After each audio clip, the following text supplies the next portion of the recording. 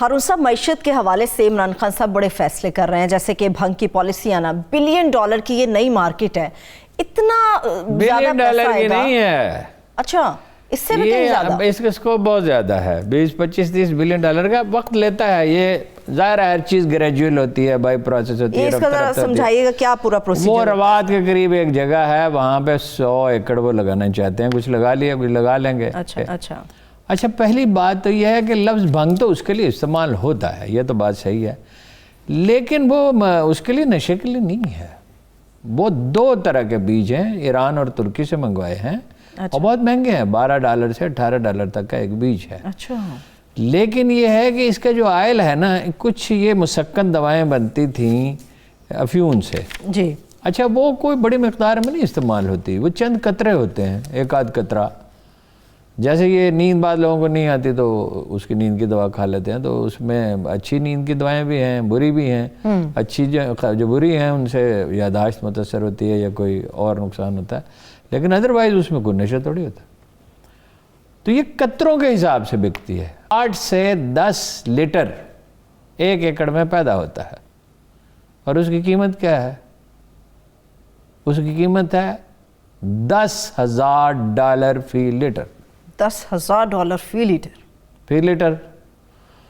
تو 1 لاکھ، وہ تو فصل پہ بھی منحصر ہے نا کہ آپ نے اس کا کتنا خیال رکھا ہے فصل کا، اس کی آبیاری، اس کی جڑی بوٹیاں نکالنا، اس کی ساری چیزوں سپرے کرنا. ویسے ہی اس کو سپرے کی ضرورت نہیں ہوتی. اچھا یہ ایک ہے کینسر کے لیے مثلاً یہ استعمال ہوتی ہے، اور مسکن دوائیں بھی اس سے بنتی ہیں. تو چین میں تو اس پہ پابندی کوئی نہیں، جتنی مرضی اگا لو.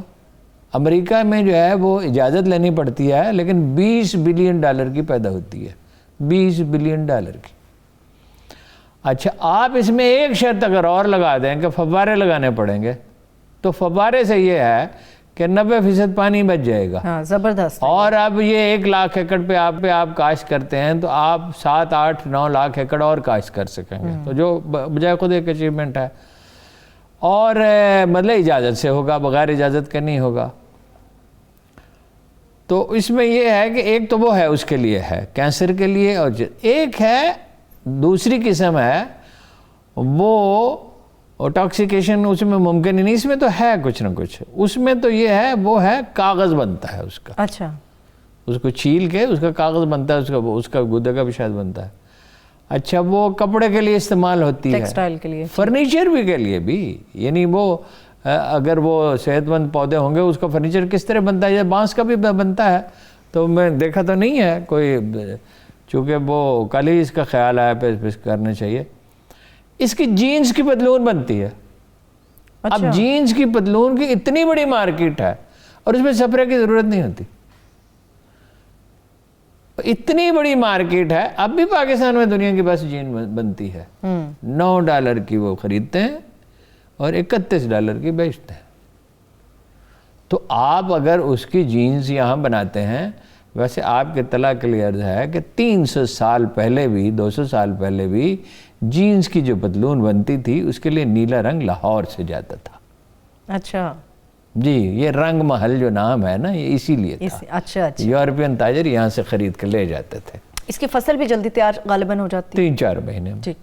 اب وہ دیکھیے نا، کئی چیزیں ہوتی ہیں نا، موسم کہاں کا سازگار ہے، اور اس کی فصل کے دیکھ بھال کا کتنا بندوبست کیا گیا ہے، پانی کتنا چاہیے، تجربہ نہیں ہے. اب تو سرکاری طور پہ تجربہ ہو رہا ہے. بہرحال یہ کیا بھنگ کیا ہے، اود کا اگر آپ اگا لیں، اود اگا لیں تو 5 سال کے بعد 1 ایکڑ سے منیمم آمدن 5 کروڑ روپے ہوتی ہے. وہ تو چونکہ ہمارے کاشتکار کو کوئی بتانے والا نہیں ہے، سٹیویا ہے، آپ شوگر کی ضرورت ہی نہیں رہے گی. ایک گملے میں سٹیویا 2-3 میں اگا لیں اور سارا سال گھر والے اس کو استعمال کریں. ٹھیک.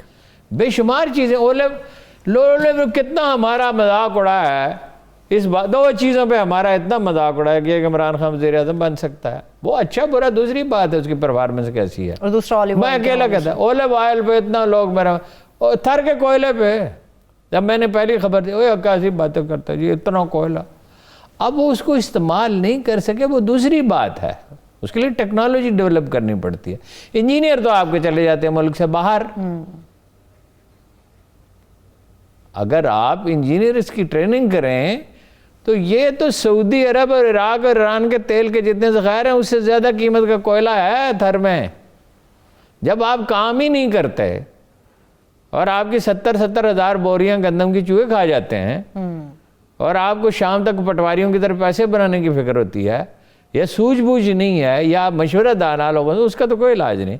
بہرحال جس طرح آئی ٹی جتنا سکوپ تو نہیں ہے. آئی ٹی کا ہمارا سکوپ یہ تھا کہ اگر 90 میں ہم اس پہ کام شروع کرتے تو آج ہم 30-40 بلین ڈالر اپ ٹل یعنی 20 بلین ڈالر بھی ہوتے تو آپ کا کرائسس اوور ہو جاتا. اسی طرح الیکٹرانکس کے اسمبلنگ سے شروع کرتے اور پھر خدا آپ کا بھلا کرے بنانا شروع کرتے ٹیلی ویژن اور کمپیوٹر. یہ کون سی ایسی چیز ہے؟ آپ میزائل آپ نے بنائے، آپ نے ایٹم بم بنایا، آپ نے ایسی بہت سی چیزیں بنائیں جو ناممکن نظر آتی تھی.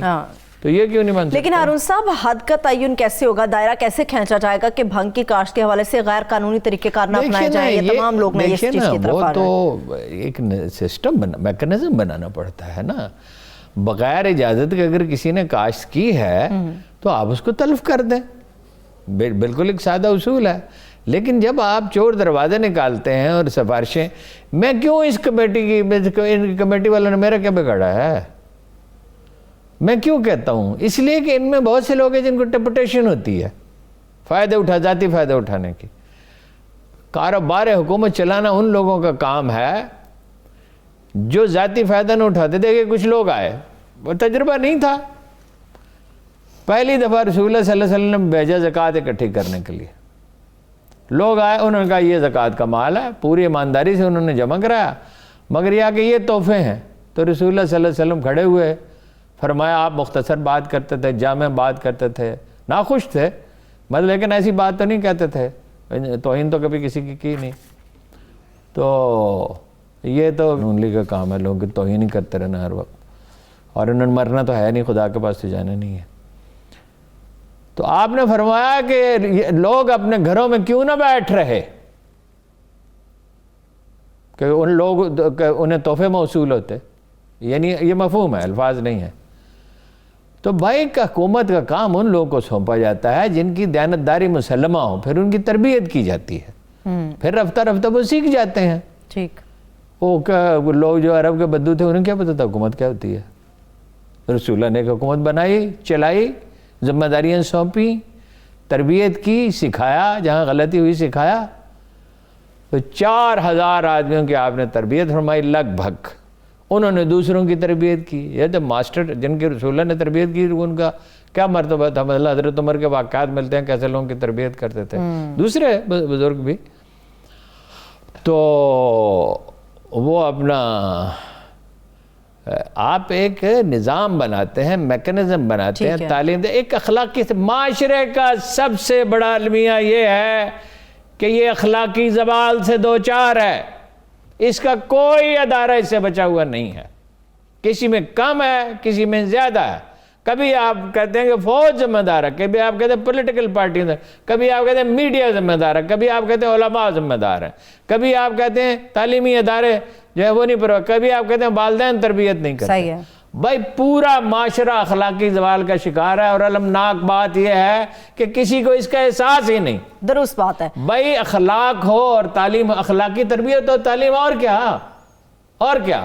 بھائی آپ ایک انگریز جو ہے وہ اپنے وطن سے 5000 میل دور ہوتا تھا، وہ برطانیہ کا وفادار ہوتا تھا، اس کو سینس آف سیکورٹی دی جاتی تھی کہ بھئی تم اگر کوئی تو تم پہ مشکل آئے گی تو تمہارے پیچھے ریاست کھڑی ہوئی ہے. یہی حکومتیں اس طرح چلتی ہیں. ٹھیک ہے، اس کا بھی میکنزم بن سکتا ہے. بالکل. ابھی فی الوقت تو یہی فیصلہ ہوا ہے کہ 100 ایکڑ کے اوپر جو ہے اس کی کاشت کی جائے گی. نہیں، اس کی اجازت دی جائے گی، اور یہ اس کا پروجیکٹ ہے شبلی فراز صاحب کا. اس میں بطور سائنس کے منسٹر کے فواد صاحب نے بھی اچھا کام کیا تھا. شبلی صاحب سے یہ خیال نہیں تھا کہ وہ کام کریں گے اس طرح کا کوئی، تو مگر انہوں نے کیا، اچھا کیا. اور یہ